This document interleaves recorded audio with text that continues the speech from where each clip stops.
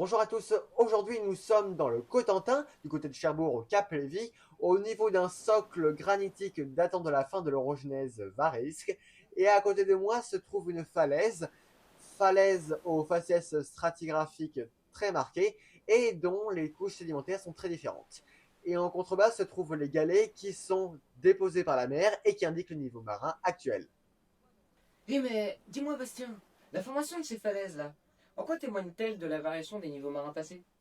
Pour répondre à cette problématique, nous allons émettre l'hypothèse que les différentes couches formées sont dues à une variation du niveau eustatique, impliquant ainsi des phénomènes de transgression et de régression marine. Pour cela, intéressons-nous tout d'abord à la couche sédimentaire la plus basse.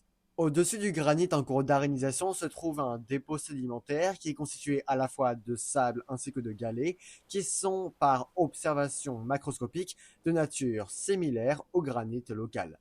De plus, leur forme émoussée suggère qu'ils ont été déplacés et sédimentés par l'action de la mer par roulement.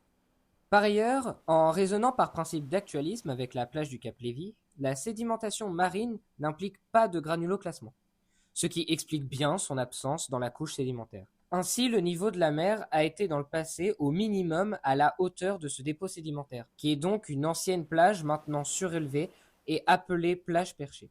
De plus, nous pouvons observer des silex qui se sont aussi sédimentés. En consultant la carte géologique locale, le Cap Lévy se trouvant sur un socle granitique, les silex ne sont pas locaux et ont été déplacés jusqu'ici. De plus, la seule poche crayeuse à proximité pouvant contenir ces silex se situe à quelques kilomètres au nord et d'attrait du Cénomania. La mer, en la submergeant, l'a érodé et a mis au jour des silex qui ont été charriés jusqu'au rivage.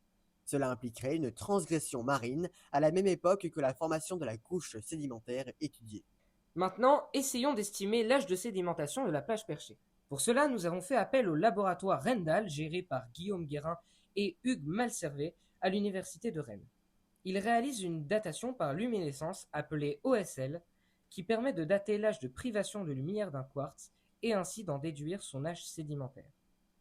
Grâce aux travaux de recherche du post-doctorant Carlos Arce Chamorro sur des plages perchées bretonnes, nous avons pu avoir accès aux datations effectuées en Bretagne et notamment à Audierne. Elle se révèle datée de l'Éémien, dernière période interglaciaire jusqu'à aujourd'hui. Les plages perchées d'Audierne et du Cap Lévy, étant dépendantes du même socle varisque et élevées d'environ 3 mètres par rapport au niveau de la mer actuelle, nous pouvons donc en conclure qu'elles se sont formées à la même époque. Ainsi, par analogie, la plage perchée du Cap Lévy daterait également de l'Éémien. Juste en dessous de la surface, on rencontre un autre type de sédiment. En effet, cette strate limoneuse, qui prédomine toutes les autres, est beaucoup plus friable. En supposant que le dépôt sédimentaire proviendrait des roches magmatiques des Alpes scandinaves, nous avons tenté de reproduire à échelle réduite le déplacement de particules provenant d'un terrain granitique plus ou moins arénisé sous l'effet d'un flux d'air. Après expérience, nous observons que les plus fines particules parviennent bien à se soulever, et bien que certaines d'entre elles retombent avant le prochain relief, les autres se déposent bien sur celui-ci, que nous pouvons assimiler aux falaises du Cap Lévy. Ainsi, un loess nécessite des conditions de climat stépique, froid, pour que les particules sédimentaires éoliennes fines puissent s'envoler avec le vent et s'accumuler. À cela, on peut en déduire deux conséquences principales. D'un côté, la formation de ces sédiments par principe de superposition s'est faite dans une ère glaciaire succédant l'Éémien. C'est le Würm, la dernière ère glaciaire jusqu'à nos jours. De l'autre, cela implique un niveau marin nettement moins élevé durant cette période, soit une régression qui s'est faite entre l'Éémien et le Würm. Enfin, actuellement, le niveau marin est remonté pour atteindre un niveau proche de celui de l'Éémien, à quelques mètres près. Cela appuie donc sur une dernière transgression interglaciaire pendant notre ère Holocène.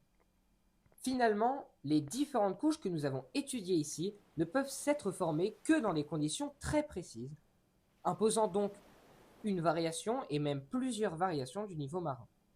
La genèse de la falaise prend ainsi compte d'au moins deux phénomènes de transgression marine et un phénomène de régression. Cependant, ne s'étant intéressés qu'à la falaise du Cap Lévy, nous ne pouvons pas en conclure au niveau de l'eustatique global, mais uniquement des variations du niveau de la mer à l'échelle locale. L'hypothèse n'est donc que partiellement validée.